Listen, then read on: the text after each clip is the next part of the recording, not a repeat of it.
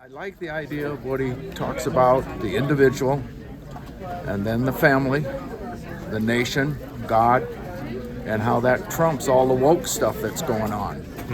And I really like that because I think that's right. And I also like what's on his pamphlet, shut down the administration, because I think that's the number one problem we have is the deep state. I really do. I think it's our number one problem. And of course, then declare from China, we need our independence. You can't depend on somebody else for your supplies, especially possibly an enemy. That'd be the last person you want to depend on. And unleash this economy. This economy is wonderful in this country, and we have to unleash it. I don't have any problem with Trump's programs. I support him. I support Vivek. He supports him in the sense of I like what he does, but there's just too much baggage, and we don't need that as a nation now. It scares me. I am worried. I got 9 grandkids. I'm very worried. Does your experience as a combat Marine in northern South Vietnam, 1968-69, does that also figure into why you support Vivek when you think about what he says about U.S. involvement in foreign wars and things like that? Yes, very much so, because people don't understand.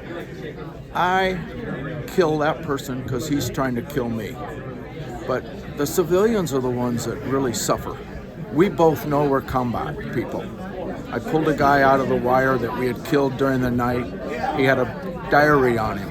I gave it to the intelligence people, but I asked that I get it back when they're done with it.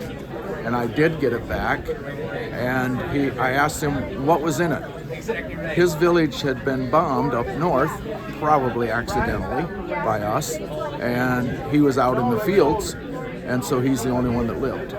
And he was going to kill Americans because they killed us. I have no problem with that man. I have no hatred for him. I never left with any hatred for any of them except the ones that were bad, and we had some problems in My Lai. So we're not innocent either. But there's a lot of pressure on these people to pull a trigger in 5 seconds. So what I'm hearing you say is that you don't hate that man, but what you hate what the war did to that man, and what the war, I'm interpreting what the war also, what war does to people who are forced into it. Yes, it is, very much. There's only 3 people that come back from Vietnam. The guy that's injured, he's lost a leg, he's lost an eye, something like that. The other man that comes back, and he's got really bad psychological problems, really bad post-traumatic syndrome.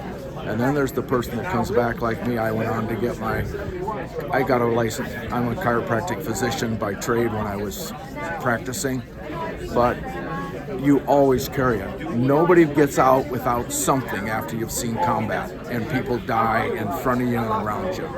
And so you appreciate, it sounds like you appreciate Vivek saying, if we get into wars, they really need to be wars that truly do advance the American interest. Exactly. I know that him, and like I said, I've read all the books and all that, he's going to think it through. He'll take all of his advisors, he'll listen, and then he'll put it through the spinning wheels up here in his brain, and then he'll get his closest advisor, and then he'll make a decision. He's not scared to make a decision. He's at his own company, and he's not scared to do that. And that's no different than being a squad leader in Vietnam or a general. At some point, you have to make a decision. He's very knowledgeable of the Constitution and very passionate about the Constitution. He's not vindictive. He's got a plan on what to do to straighten the government out without going after the other party, because that just gets you in a circle of doom if you just go against the other party. He wants fair justice for everyone and equal justice for everyone. And I think that's a very key, and he would definitely support the military. I think getting out of Ukraine is a very good thing. I think it's all been politicized. I think the leadership of Ukraine is not good leadership as far as democratic or anything like that. So I think it's very good to fix things at home and then work on things overseas. Vivek, I believe, legitimately wants to change America, or to reform, I guess would be a better term for it, reform America. I went to 3 of his events now, and I've talked to him 3 times personally. And I find the man to be very genuine. I'm a grunt, that's what I did, Force Recon and infantry. And I served all over the world. I've been in 50 different countries. And I've met kings, I've met congressmen, I've met senators, I've met all kinds of people. And Vivek, of all of them, and I can honestly say this, is the most genuine political figure I have ever met. He's not a politician, but he's trying to do that role. And I believe it's a selfless reason. And that's kind of important. You know, a lot of these other congressmen, senators, they make themselves extremely rich off of America, and they'll say or do whatever it takes to get to that, to reach that whether it's a congressman to reach the Congress or reach the Senate or whatever, they'll say whatever they have to say and do to get there. And when they get there, they enrich themselves. And I believe Vivek is not doing it for any of those reasons. He loves America. And he believes in the same values that we did as military. You know, when I went in, it was 1972. And I was a young kid out of high school, and the reason I went in is because I believed the enemies were coming after our country in Vietnam, and we were going there to repel them. What thoughts do you have as a career Marine about his foreign policy views about when the U.S. military should and should not be involved? U.S. military overseas? should be involved to defend America and protect our interests around the world. But instead, we get involved in all kinds of, as Smedley D. Butler, who was a 2-time Medal of Honor, put it, basically the Marine Corps was nothing more than a prostitute for American corporations.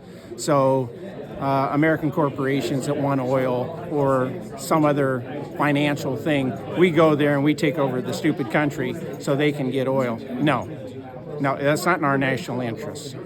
And so we need to, and that Vivek is firmly on board with that, we need to stop going to these stupid conflicts that mean nothing except to some corporation who wants to make more money. No, that needs to come to an end. And a lot of our children are being killed and maimed, etc., for that, in support of that, and the corporations don't care. So it's time to put an end to that. And you know, the military-industrial complex, Eisenhower warned us of it, to be aware of it.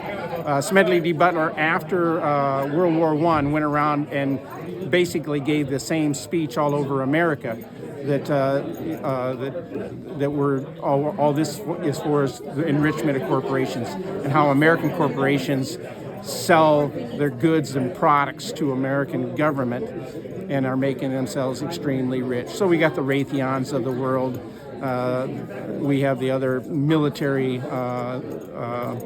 manufacturers, military equipment manufacturers that are just making themselves filthy rich. And all these congressmen are getting jobs with them, or all these retired generals are getting jobs with these people and enriching themselves, and at our expense, at our children's expense, at my grandchildren's expense. It's got to come to an end.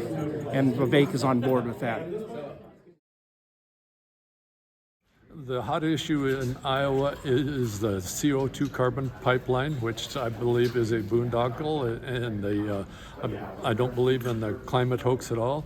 And Vivek is the first presidential candidate to speak out on that and to speak against it, and that is extremely important to me, and I will support him simply because of that. And then listening to the other issues, it seems to be spot on.